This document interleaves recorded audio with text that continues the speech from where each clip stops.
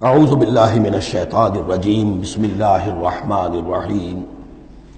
وقال الذین کفروا لولا نزل علیہ القرآن جملۃ واحدہ، یہ ایک اور اعتراض تھا ان کی طرف سے۔ وہ لوگوں نے کہا یہ کہ کیوں نہیں اتر گیا ان پر قرآن پورا کا پورا ایک ہی مرتبہ، یعنی اس میں اصل میں جو امپلائڈ ہے ان کا اعتراض وہ یہ تھا کہ جیسے تورات تھی وہ تو حضرت موسیٰ کو ایک دم ساری دے دی گئی لکھی ہوئی تختیوں کے اوپر۔ یہ جو حضور کہہ رہے ہیں صلی اللہ علیہ وسلم کہ مجھ پر یہ تھوڑا تھوڑا قرآن نازل ہو رہا ہے، تو اس میں مشابہت پیدا ہو گئی ظاہری طور پر کہ جیسے کوئی شاعر ہوتا ہے تو سارا دیوان ایک دن میں تو نہیں وہ لا سکتا، وہ تو تھوڑا تھوڑا ایک غزل کہے گا، قصیدہ کہے گا، پھر کچھ کوشش کرے گا، پھر کوئی اچھی کوئی اور نظم لائے گا، پھر وہ جمع ہو کر دیوان بنے گا۔ تو اس اعتبار سے ان کا یہ اعتراض تھا کہ کیوں نہیں قرآن پورا کا پورا ان پر نازل ہو جاتا۔ کذالک لنثبت بہ فؤادک، یہ ہم نے اس لیے کیا ہے محمد صلی اللہ علیہ وسلم کہ اس کے ذریعے سے آپ کا جی، آپ کا دل اس پر ٹھک جائے۔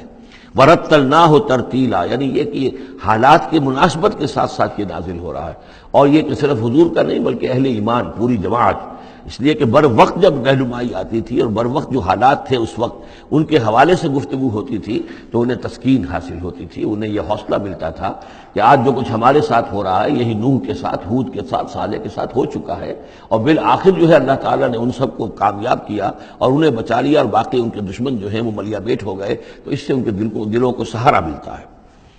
وَلَا يَأْتُونَكَ بِمَثَلٍ إِلَّا جِئْنَاكَ بِالْحَقِّ، اور یہ کوئی بھی اعتراض آپ پر نہیں کریں گے، کوئی بھی مسئلہ آپ کے سامنے پیش نہیں کریں گے مگر یہ کہ ہم اس کے جواب میں حق لے آئیں گے آپ کے پاس، ان کو پورا جواب مل جائے گا، وَأَحْسَنَ تَفْسِيرًا، اور بہترین تشریح ہم کھول کر دیں گے۔ الَّذِينَ يُحْشَرُونَ عَلَىٰ وُجُوهِهِمْ إِلَىٰ جَهَنَّمَ، وہ لوگ کہ جو اپنے منہ کے بل، اوندھے منہ جمع کیے جائیں گے جہنم کی طرف۔ اولئک شر مکانا واضل سبیلا، یہ لوگ ہوں گے کہ جو بہت ہی برے ہوں گے اپنے مقام اور مرتبے کے اعتبار سے، اور بہت ہی بھٹکے ہوئے ہوں گے سوا سبیل سے، سیدھے راستے سے۔ وَلَقَدْ آتَيْنَا مُوسَى الْكِتَابَ وَجَعَلْنَا مَعَهُ أَخَاهُ هَارُونَ وَزِيرًا، اور ہم نے موسیٰ کی کتاب دی تھی اور اس کے ساتھ ہم نے اس کے بھائی ہارون کو اس کا وزیر بنا دیا تھا، اس کا کام میں تعاون کرنے والا، اس کی ذمہ داریوں میں اس کا ہاتھ بٹانے والا، اس کے بوجھ اٹھانے میں اس کی مدد کرنے والا۔ فَقُلْنَا اذْهَبَا إِلَى الْقَوْمِ الَّذِينَ كَذَّبُوا بِآيَاتِنَا، تو ہم نے کہا کہ تم دونوں جاؤ اس قوم کی طرف جنہوں نے ہماری آیات کو جھٹلایا ہے۔ فَدَمَّرْنَاهُمْ تَدْمِيرًا، تو پھر ہم نے ان کو ہلاک کر دیا، برباد کر دیا، اکھاڑ کر پھینک دیا، یعنی یہی جو معاملہ ہوا آل فرعون کا کہ وہ غرق کر دیے گئے۔ وَقَوْمَ نُوحٍ لَمَّا كَذَّبُوا الرُّسُلَ،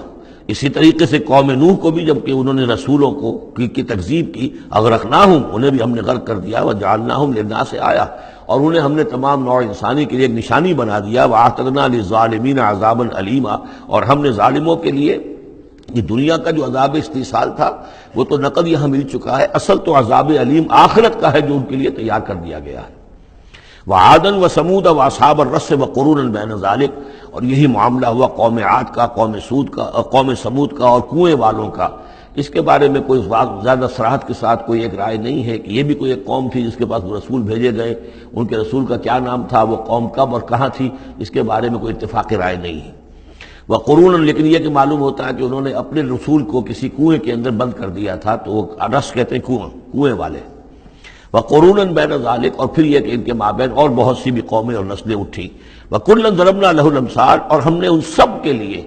اپنے اپنے وقت پر ہم نے دلیلیں دی، حقائق واضح کر دیے، تمثیلیں بیان کی۔ وکلا تبرنا تتبیرا، لیکن بالآخر ان کے انکار کی پاداش میں ان سب کو ہم نے غارت کر دیا۔ وَلَقَدْ أَتَوْا عَلَى الْقَرْيَةِ الَّتِي أُمْطِرَتْ مَطَرَ السَّوْءِ، اور یہ لوگ آتے جاتے ہیں اس بستی پر کہ جس پر بڑی بری بارش ہوئی تھی، یعنی یہی سدوم اور عمورہ کی بستیاں۔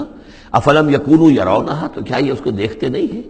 یہ جب جاتے ہیں قافلہ لے کر اپنے اس کے قریب سے گزرتے ہیں، وہاں کے وہ کھنڈرات ہیں وہ ان کی نگاہوں کے سامنے آتے ہیں، تو کیا یہ اس کو دیکھتے نہیں ہیں؟ بل کانوا لا یرجون نشورا، لیکن یہ کہ ان کو جی اٹھنے کی اور بعد سے بعد الموت کی امید نہیں ہے،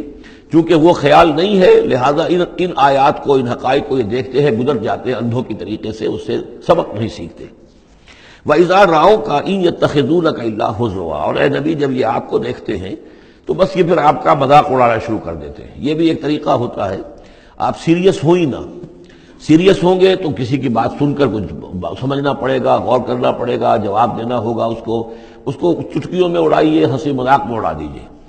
وَإِذَا رَأَوْكَ إِن يَتَّخِذُونَكَ إِلَّا هُزُوًا، اور جب یہ آپ کو دیکھتے ہیں تو یہ بس یہی روش اختیار کرتے ہیں آپ کے ساتھ کہ آپ کا مذاق اڑاتے ہیں۔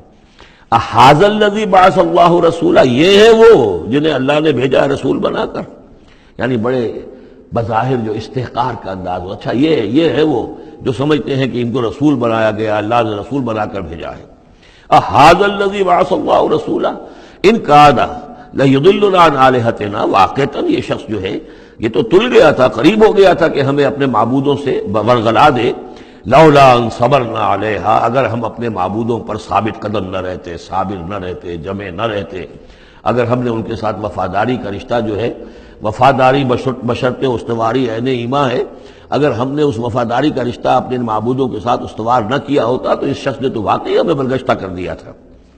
وَسَوْفَ يَعْلَمُونَ حِينَ يَرَوْنَ الْعَذَابَ مَنْ أَضَلُّ سَبِيلًا،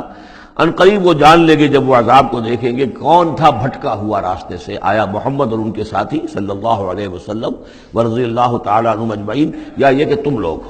صدق